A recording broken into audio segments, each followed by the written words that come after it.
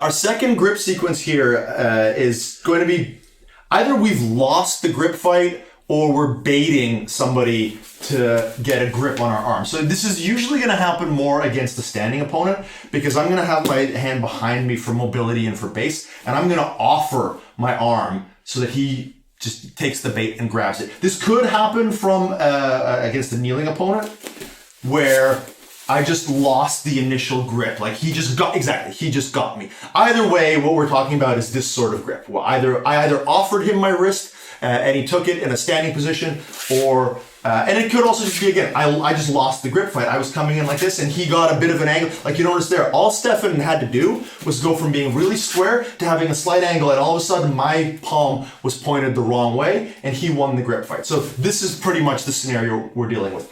What I'm going to do is immediately take a complementary grip. So his right arm is grabbing my left wrist. My right hand is going to come over and grab the top of his wrist. I'm now going to go through the opening, which is between his thumb and his forefinger, and I'm going to slightly pull. So my C-clamp is pulling his wrist forward as I punch my hand through, and I take a 2-on-1 grip.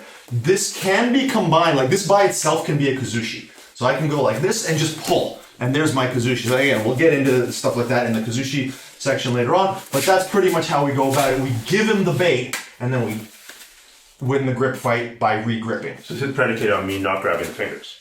Well, no, if you grab my fingers, I'm still gonna go this way. It's just now I can't go out. So if you were to grab my wrist, if you grab my wrist again, I can definitely punch through as I pull. If you grab my fingers, I can't punch through, but I can slide through. Right? So the strength of the finger grip is actually going to come from being slightly below the top knuckles. If you're right at the top knuckles, it's not much of a grip, right? So there, yeah, exactly. And now I'm not going to try to pull straight back without first using that slight internal rotation. Weakens the grip. Exactly. So even like if you keep a strong grip, I might not be able to pull out. Now, just by slightly internally rotating it. So there's a reason we mentioned that internal rotation. Like if I can shamelessly plug my online academy, bjjconcepts.net or .com, we mentioned internal rotation of the shoulder so goddamn much because this is such an important thing to be able to slightly weaken somebody. And part of the reasons we learn jiu-jitsu is to beat bigger, stronger people if we can.